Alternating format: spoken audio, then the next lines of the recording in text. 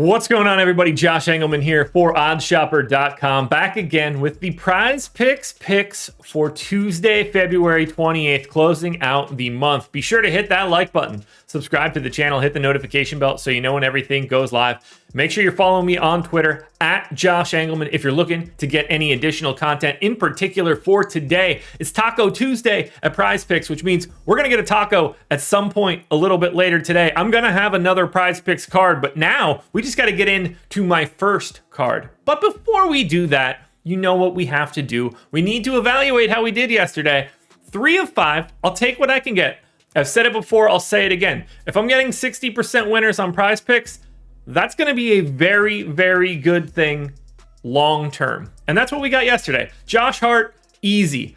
Mark Williams got there without a lot of fanfare. Julius Randle just snuck over the line. So did Jimmy Butler. No matter how good of a DFS day Jimmy Butler had, he just barely snuck over that points mark. So call Randle and Butler a wash.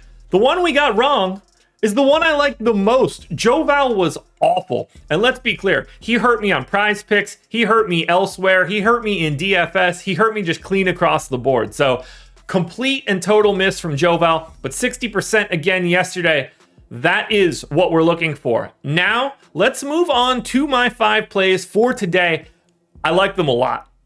First up, we are going back to Anthony Edwards, and we're taking a look at that free throws made prop. The line is set at 3.5. I got him at 4.7. We're taking the over. Now, we did this on Sunday, but Anthony Edwards' line was set at 4. And I liked it there because my thought process was worst case scenario, we're taking a push. This time, we even get that hook. 4 is a dub in this spot. Again, he this season, averages 4.2 made free throws per game. Even if you want to discount that slightly because the Clippers aren't a big fouling team, I still think that this is a really nice line for Edwards. If 4 were a push here, I probably wouldn't be as interested because of the matchup. But for now, the fact that we only need 4 made free throws, I want to go back to this one. I assume he has to do a little bit better than making 0 free throws like he did on Sunday.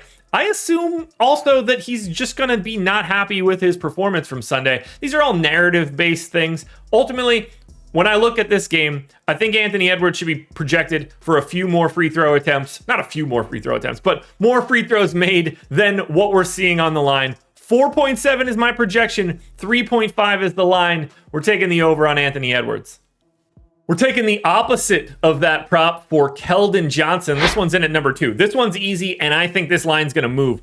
His free throw made prop today is set at 5.5. I have him projected for 4. This one's kind of nuts to me. Like, he doesn't deviate from a minutes perspective. It doesn't really matter all that much if people are in or out, but it's looking like they might be getting some bodies back soon too. Here's the real key for Keldon Johnson. Here's the most important piece that I think that we can talk about. I don't know why he's projected for 5.5. This season, Keldon Johnson averages 4.1 made free throws per game. So right away, we're basically 1.5 below the mark. What's even more interesting to me, Keldon Johnson is only averaging 5.3 free throw attempts per game this season. How is a guy going to have a 5.5 free throws made line when he doesn't even take 5.5 free throws per game? This one's bonkers to me. So I assume he's just going to go out there and make like 12 free throws and make me look stupid. But for a guy that doesn't even get to 5.5 attempts, I'm going to have a real hard time taking an over on his free throws made. So under 5.5 free throws made for Keldon Johnson. This one seems too good to be true. We got another under here. That's going to be Fred VanVleet, under 19.5 points. I got him set at 17.8. I'm just a little pessimistic here. We've seen VanVleet miss a few games now in a row due to personal reasons. I don't really know what's going on with him. I haven't looked into it all that much. But either way, when you're missing games, it's not going to be good for any sort of rhythm.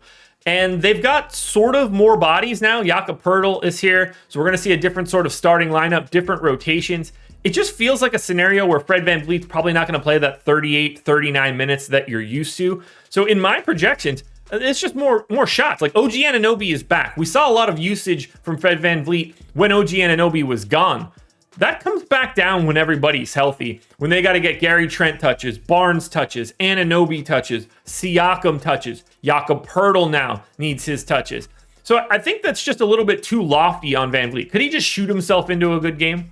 Of course. But I think 19.5 is a little optimistic for how much I expect him to play today. You know, if he plays 34 to 36 minutes, I think that makes some sense. And just simply, there's a lot of mouths to feed in Toronto. So under 19.5 points for Fred VanVleet. For this one, I'm kind of excited because Talen Horton-Tucker looks good as a play today in the fantasy space. But I would like to take the under on his three-pointers made. The line is 1.5. I got him projected for 1.4. I know that doesn't seem like a lot of wiggle room, but these aren't big numbers. So that is actually a pretty interesting under for me. Here's why I like it. And this is pretty easy to talk about. Talen Horton-Tucker this season, on a per 36 minute basis, and let's be clear here, he is not projected for 36 minutes today. On a per 36 basis, he makes 1.5 threes per game. So automatically, on average, you're assuming that's lower. He takes 5.6 threes per 36 minutes. He's a 27% three-point shooter lifetime. So one, even if he played 36 minutes, he's right on the number. He may take a few threes today, but he is a terrible, terrible shooter. And he's not going to play 36 minutes. I believe I have him in for 32, but anywhere in that 28 to 32 minute range is completely live for today. If he makes 2 threes, it's a fluke. I'm going to be perfectly clear here. This one is great. This dude is a terrible, terrible shooter. And if he makes 2 threes today, that's just simply bad luck for us. Take the under on THT.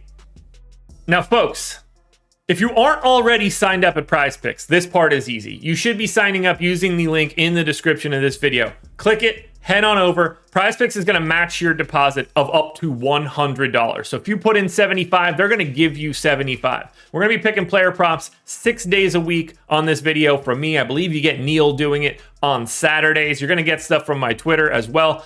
But what you can also do is sign up for our Pick 'em Pro package, which you see on the screen. I'm looking at it right now. You can get 50% off your first week of Pick 'em Pro, so long as you use the promo code SCORE, or just click the link in the description. This is normally a $9.95 package, so you're going to get this for less than $5. It's going to take all the props that we have at PrizePicks. It's going to take our projection system that we have behind our paywall and apply it to the PrizePicks props. You're going to get every single prop that exists with a percentage chance of going over or under. So if you want to save yourself some work, you can just go right to the top of the table, find the highest projected props with win rate, and just load them directly into PrizePicks. It is that easy. Again, 50% off. It's going to be $4.95 for that week.